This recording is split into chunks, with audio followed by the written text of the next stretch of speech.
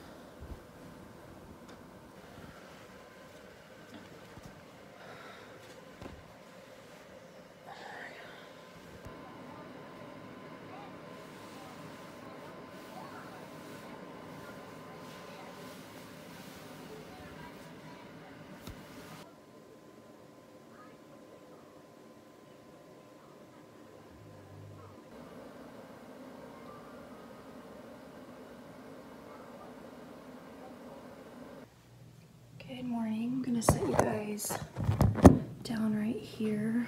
Just a little spot because I don't pull out my tripod.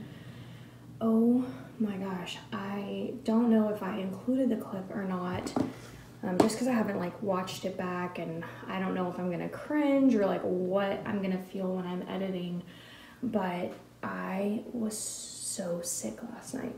I haven't gotten that sick since I had food poisoning 4 years ago. It was in the last house.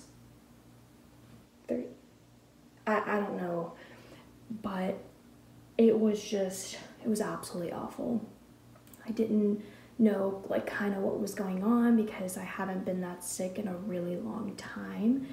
And whenever I am sick, like, and I mean the kind where you just like stomach flu type of sick, not like a cold or a flu, but like this, anything involving the stomach, I hate being alone. But also on the flip side, I didn't want to get my daughter just because it's kind of a long story, but she watched me be sick most of her childhood because I had a pretty bad illness that I kept getting diagnosed incorrectly. So I guess I might as well turn this into a story time, even though I think I've told it before. But my hands are really active today, I'm sorry.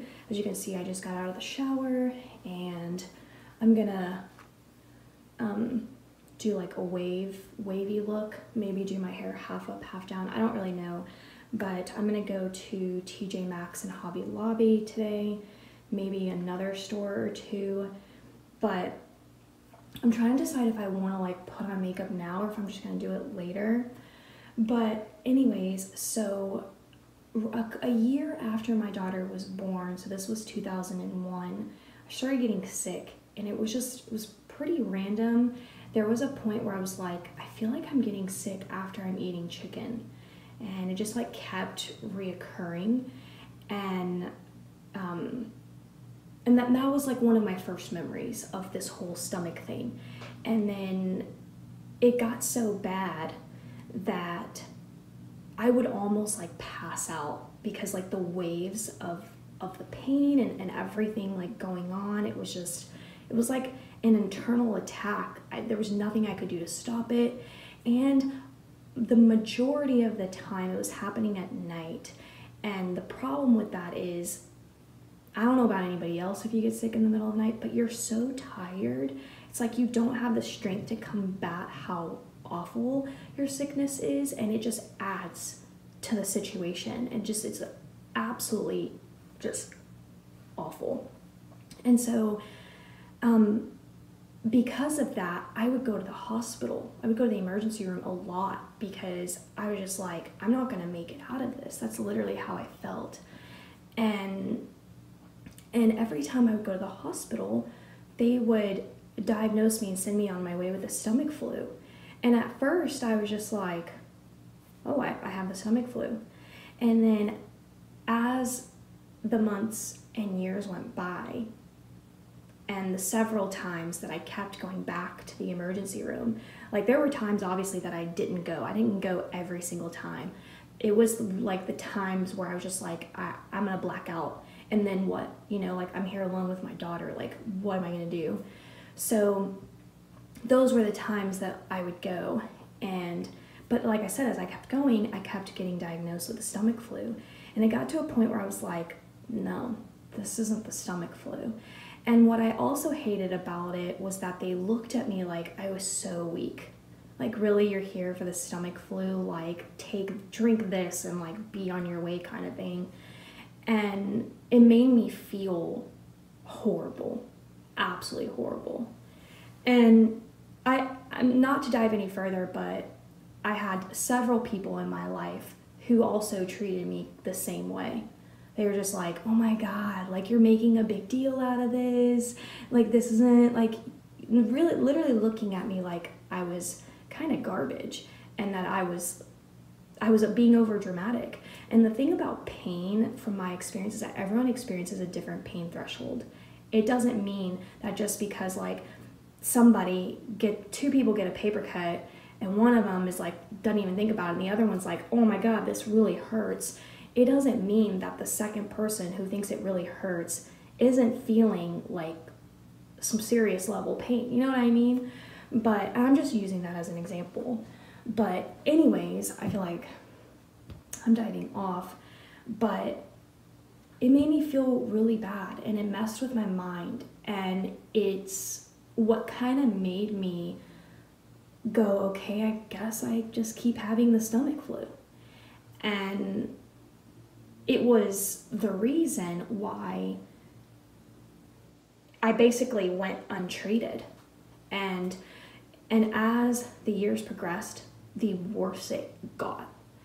And meaning the more that it happened and just the worse that it got. The pain was just, I remember there were times when, and there was a point where I worked and where me and my daughter lived was pretty far. And I got to a point where I couldn't make it from work to home without feeling sick. And then I worked for a company where we went to like San Antonio for a work thing, and I got sick there. And I had to call my boss. And I mean, it was literally that bad. Like I was in my hotel room by myself and I had to call my boss because I couldn't handle it. My body just didn't know like what to do. Throw up, diarrhea. Like it was a mess. It really in disguise did look like the stomach flu. It wasn't the stomach flu. So when my daughter was 5, so this was in 2005, so this is now, was that how old she was? 6. She was 6. So 5 years of this. And on the 4th and 5th year, it was just all the time. It was multiple times a month. It was actually multiple times a week. It was at least once a week, and that's how bad that this was. And I said, no more. It's not the stomach flu. There's no way I can have the stomach flu 10 times a month. And that's when I started going, okay, I can't be listening to these people. I was really young. I just believed the doctors. And it got to the point where I was like, there's no way somebody can have the stomach flu this much. And so then I ended up going to a gastroenterologist specialist who was like, just on a normal visit, he was like, listen to my stomach. He was like, you have a lot of gas and all this stuff going on. I was always bloated. It was always a thing. And so I remember him giving me these like little teeny tiny pills. I mean, I think they practically dissolved in my mouth, and it was for that. But then he said, he's like, I'm gonna have to do a colonoscopy and upper endoscopy to like see what's going on. So that's what we did. And I remember coming out of that, and when I came out of the actual surgery, he told me what was wrong with me. And I remember looking at the person who was always like telling me I was being over dramatic and there was nothing wrong with me. And I remember being so angry, and I was like, I told you that's not what was wrong with me. I told you. That's all I remember. And then I was under something, some pretty heavy meds. Like I don't even remember like the ride home or anything. But basically I had Hypo pylori, and it was just basically a bacteria that had been left untreated and was growing and growing and growing. It was so bad that the doctor said that it almost, I think he said it was like, I can't remember, this was so long ago, but he either said it almost hit my bloodstream or it was, which either way is like very serious and deadly, basically. And they put me on penicillin. That's what I remember. And they put me on the max. From what he told me, he put me on the most penicillin they could possibly give me. I think it was like something like 5,000 milligrams of penicillin or something like that. It was pretty intense. It was so intense that I remember that when I first started taking it, I felt even worse than all my sickness. And I think it was just the bacteria fighting the penicillin, and like, I don't know. I remember crying and having to call people and be like, tell me to take this because I'm literally sick to my stomach. And basically the doctor was like, this is it. This is the penicillin you're gonna take. I think it was like for 7 days. I think maybe 2 weeks, but I think it was 7 days. And he was like, I think what he had said was like, this is all like we can do for this. And I was really, even at the time, I was so young, I didn't quite understand really what was going on. But I remember thinking, this isn't gonna go away. I remember thinking that on the 5th day. And then y'all, on the 7th day, yeah, I think it was 7 days, on the 7th day, I felt like a completely new person. And I had no idea like why all of a sudden, like, I guess the penicillin just worked. And then my doctor told me, he's like, hey, now we gotta treat your stomach like a brand new stomach because we basically just stripped it. And, you know, so I had to be on like rice and just like nothing. I had to literally be on nothing, basically. And it was absolutely glorious. Because at that point I couldn't remember the last time that I felt like a normal person. So anyways, and then you guys know I had my had my appendix, and yeah, so anyways, so last night I woke up, and like instantly when I woke up, my body started completely shaking. And one thing I've learned about myself from the Hypo pylori, from my appendix, from having my daughter, my body behaves the same exact way. If it's like functions and balances aren't in check, it immediately like spikes a fever. If I'm even off just a little bit, when I go jogging, if my temperature just from being hot and running is not within the norms of what my body expects it to be, it just exaggerates and goes, oh my God, like warning, warning, you know, overheating, and my body goes completely insane. When I go jogging, I will straight up spike a fever, and I can feel it. I can feel it all in my head. I can feel like the metallic-y metal taste in my mouth. My body just behaves very bizarre when it's like, no, this is where I want to be, and if we're not exactly in this ABCD and you hit EF and there's 26 whole things, you know, I don't know if I'm making any sense. My body just, like when I had my daughter, I had complications from like, I'm diving off, but like my body literally cannot handle going outside of ABCD. It can't. And so I woke up and immediately I felt it in my chest, that vomity. I'm sorry if that makes anybody sick. I just felt that feeling, and then my stomach, and I was like, whoa.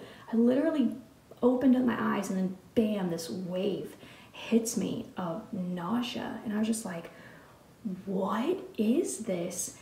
And I picked up the camera because I don't like being alone when I feel that way, but I didn't want to get my daughter because she's now, from watching me be sick so much when she was little, ever since then, she absolutely cannot watch anybody be sick. I gotta whisper because I don't know if she's out there. It terrifies her. And so I just thought to myself, I have to literally talk to myself. I'm like, you're gonna get through this. You're gonna get through this. You're gonna get through this. And I was actually trying to talk into the camera. I was trying to tell you guys like what I was feeling, and I couldn't even do that. And I was also so dead exhausted. I couldn't keep my eyes open, but the pain wasn't gonna let me sleep. It was miserable. And then nothing happened. At one point, I eventually fell asleep, and as I was kind of waking up in and out of the pain, I was realizing I was getting a little bit better, and then I'm fine. Because there for a second, that pain, I was like, oh my God, I got food poisoning. And then I started to backtrack on like what I ate yesterday, and I was like, it's like I ate M&Ms. I mean, I ate like complete garbage yesterday because I really wasn't that hungry. I had a cup of coffee and some M&Ms. And, but anyways, that's what happened to me last night. And if I did include the clip, I think it's because I want you guys to know that in that moment, it was comforting for me to feel like I wasn't alone. And anyways, so, but I feel 100%. I don't feel 99, I don't feel 98, I feel like my normal self. I mean, thank you, Jesus. And I definitely don't think it's because I didn't have anything to eat. I honestly think that it was the peanuts, because I had it right before I went to bed and I didn't digest it. And I also think I'm slightly allergic to peanuts. Like I just get weird reactions from it. And I just think because I went to bed, it was all that I had, and I didn't digest. I like literally laid down and went to sleep. I just think it was that. Anyways, I guess that's gonna be it for today's video. It's gonna be this whole thing. I know it wasn't the lighthearted, relaxing stuff, but anyways, so there's that. And I'm gonna do my hair. I don't think I want to put on makeup right now, to be honest. I put on my moisturizer. I'm loving my skin being free, and even though I feel that way anyway with makeup, it's just I really like my unbothered skin. So, but I am gonna do my hair, but that's gonna be it for today. But yeah, I don't know. So thank you guys so much for just being here and listening to me. In more ways than one, I don't know that you guys understand what a lifeline that you are to me. And from happiness, safety, comfort, you provide all of those, to me, very critical emotions, because those are the ones that I thrive on. I mean, obviously everybody does too, but anyways, thank you so much, and I'll see you guys in the next vlog.